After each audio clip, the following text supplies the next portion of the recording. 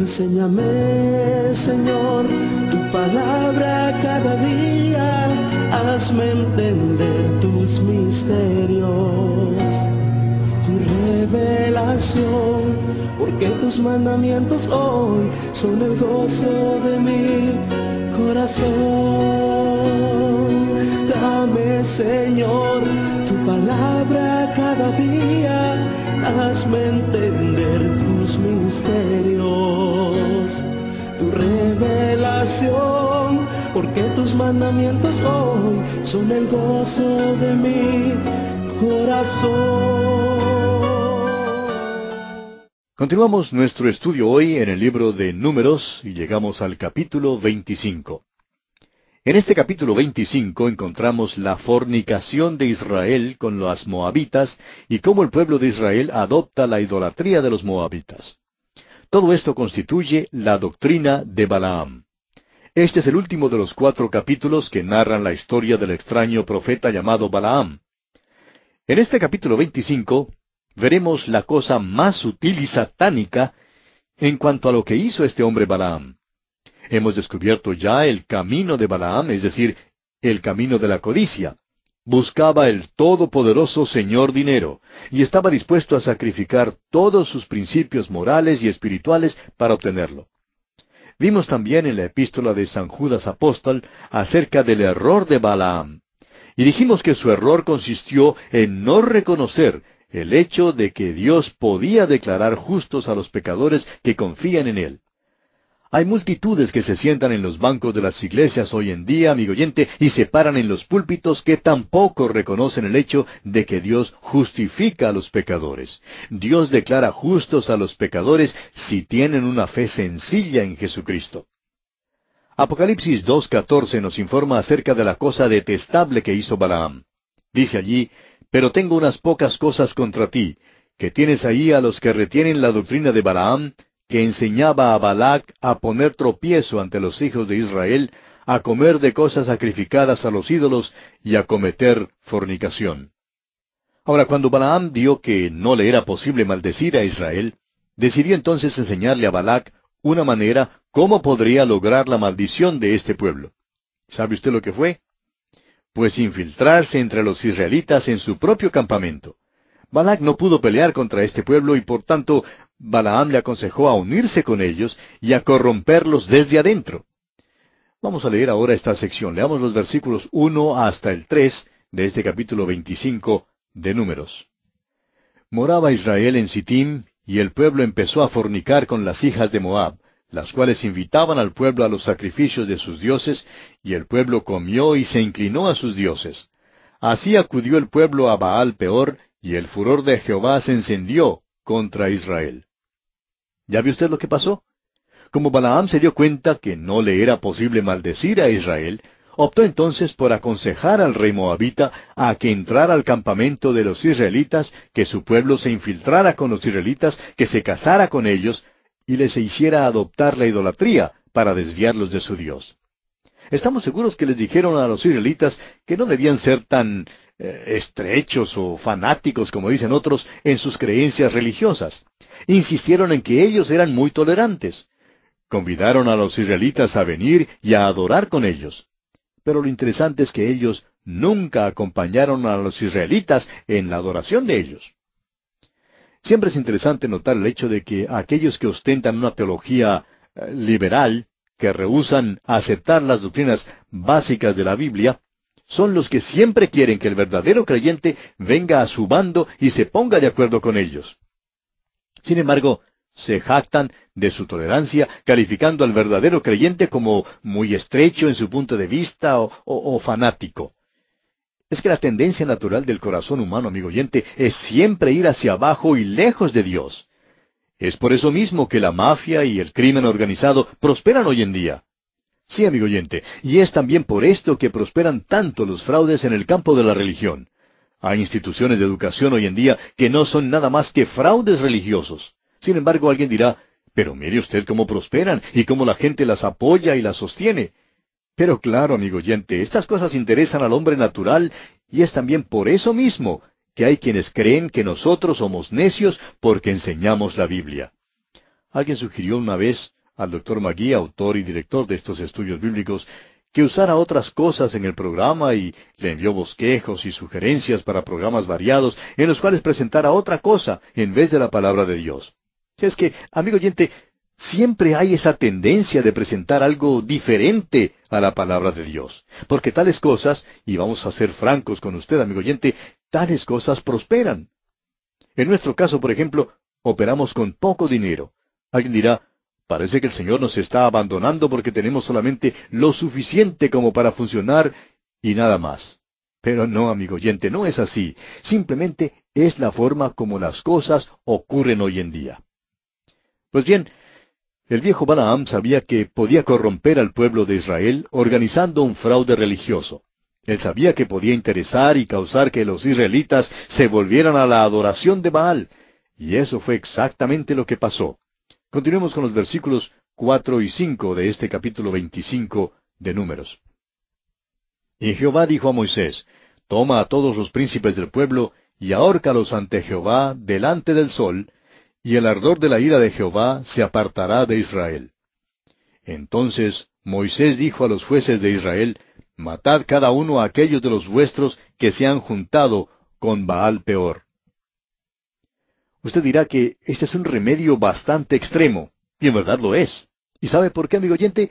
Porque la enfermedad era fatal. Podía apartar a un hombre de Dios y enviarlo al infierno. Por eso Dios obró con misericordia para salvar a la nación de Israel. Veamos ahora los versículos 6 al 8. Y he aquí un varón de los hijos de Israel vino y trajo un madianita a sus hermanos, a ojos de Moisés y de toda la congregación de los hijos de Israel, mientras lloraban ellos a la puerta del tabernáculo de reunión. Y lo vio Finés, hijo de Eleazar, hijo del sacerdote Aarón, y se levantó de en medio de la congregación, y tomó una lanza en su mano, y fue tras el varón de Israel a la tienda, y los alanceó a ambos, al varón de Israel y a la mujer por su vientre, y cesó la mortandad de los hijos de Israel. Vemos aquí que aparece alguien sin escrúpulo alguno y viola abiertamente la ley de Dios, aún en medio de la mortandad que tal acción ya comenzaba a producir.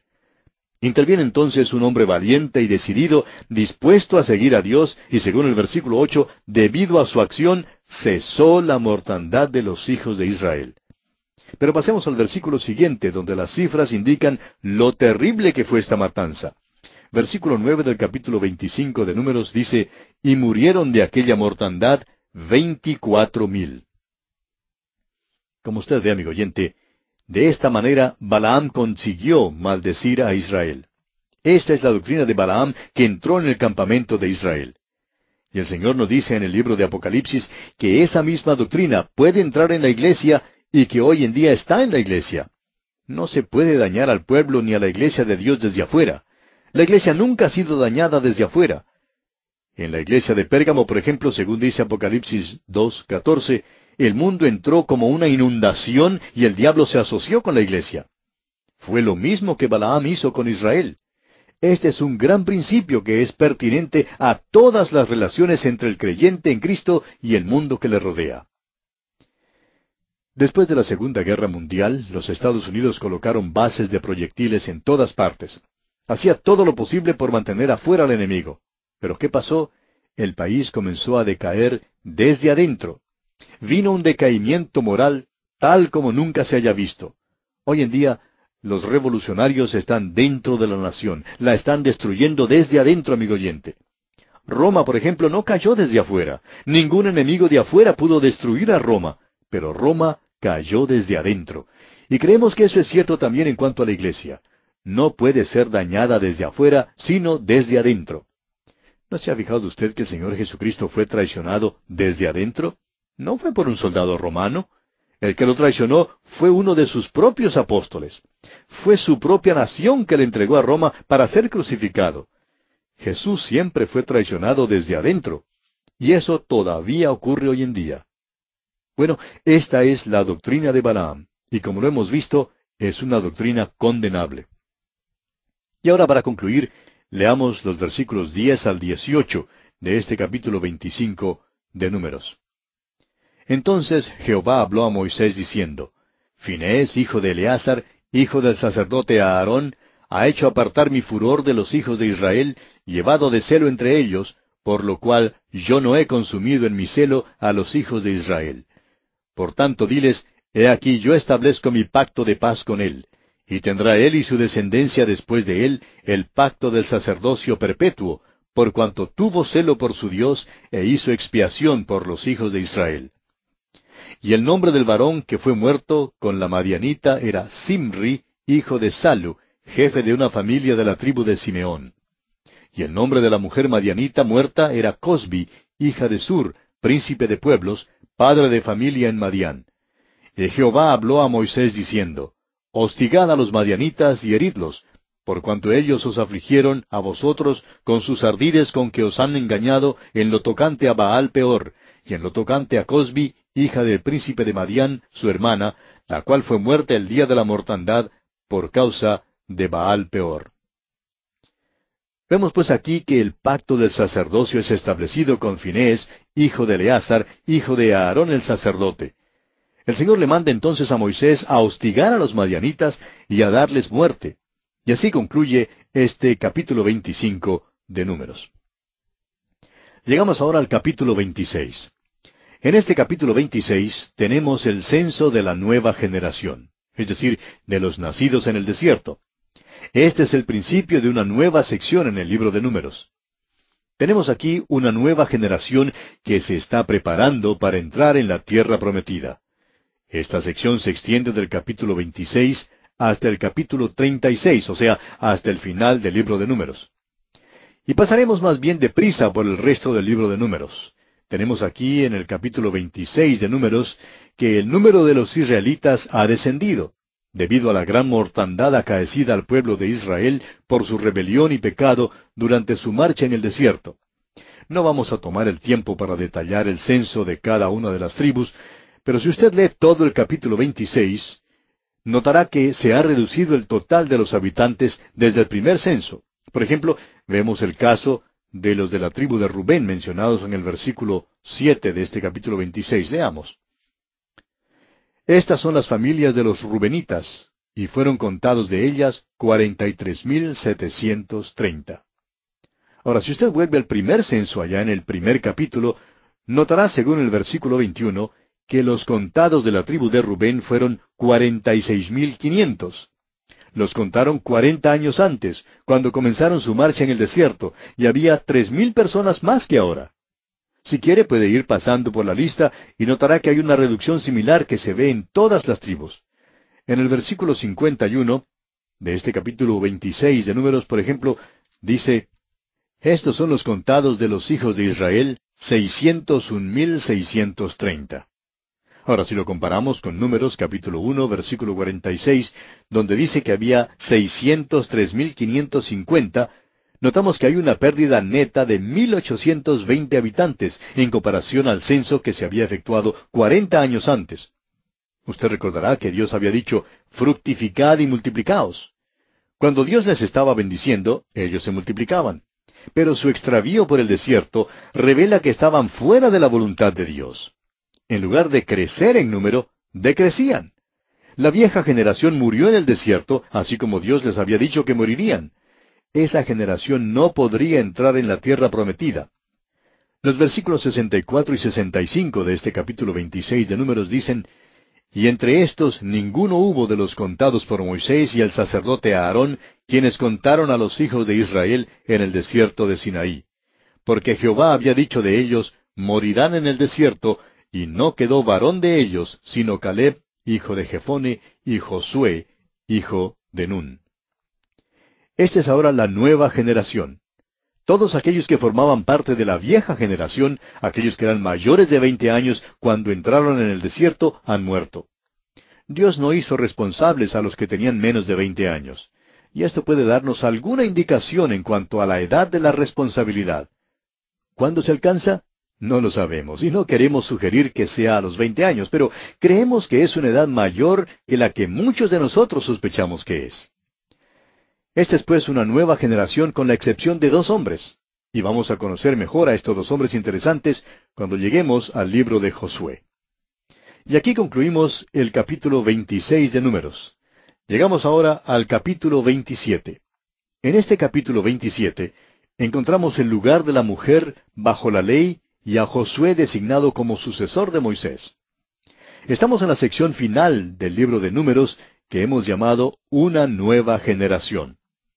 Vimos ya que cuando se tomó el censo, Josué y Caleb eran los únicos que habían sido contados en el primer censo. En otras palabras, todos los que durante el primer censo tenían 20 años o más murieron en aquel período de 40 años. Fueron años duros y la vida muy difícil en el desierto, y todos los mayores de 20 años perecieron. Tenemos entonces ahora una nueva generación, y esta nueva generación tendrá también nuevos problemas. Es mucho lo que se escucha hoy en día en cuanto a la brecha entre las generaciones, y creemos que realmente esto se ha exagerado demasiado. Siempre ha sido difícil que una generación entienda a la otra generación, porque cada generación enfrenta sus propios problemas particulares. Es muy interesante lo que alguien ha expresado en cuanto a esto de la brecha entre las generaciones de la manera siguiente. Cuando uno es joven, critica a la vieja generación, y al llegar a viejo, critica a la nueva generación.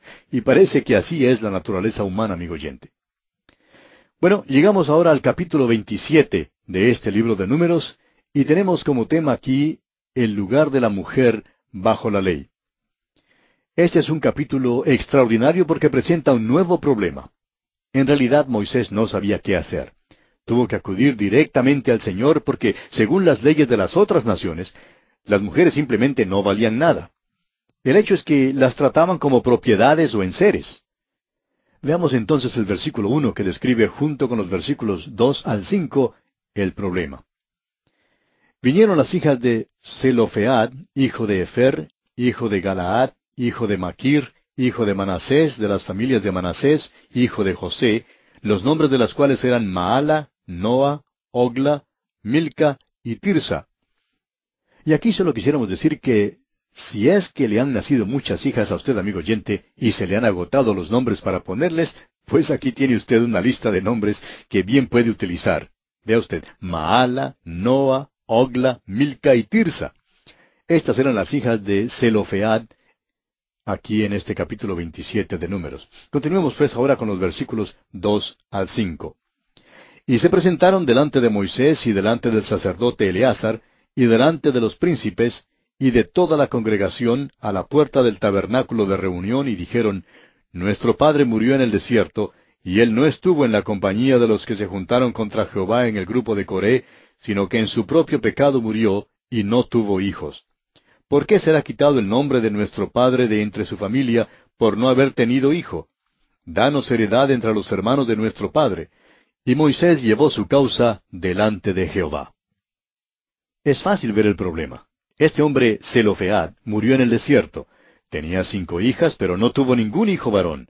Según la ley de aquel entonces y según la ley mosaica, parecía que sólo eran los hijos varones quienes podían heredar una propiedad. Al parecer, las mujeres simplemente se excluían. Por otra parte, era cierto que las leyes de las otras naciones sí las excluían. Consideraban que las mujeres no valían nada. ¿Qué pueden hacer entonces? Bueno, estas hijas de Zelofead parece que eran bastante emprendedoras. Pero dejaremos el caso para considerarlo en nuestro próximo programa, Dios mediante, porque nuestro tiempo se ha agotado. Enséñame, Señor, tu palabra cada día, hazme entender tus misterios, tu revelación, porque tus mandamientos hoy son el gozo de mi corazón.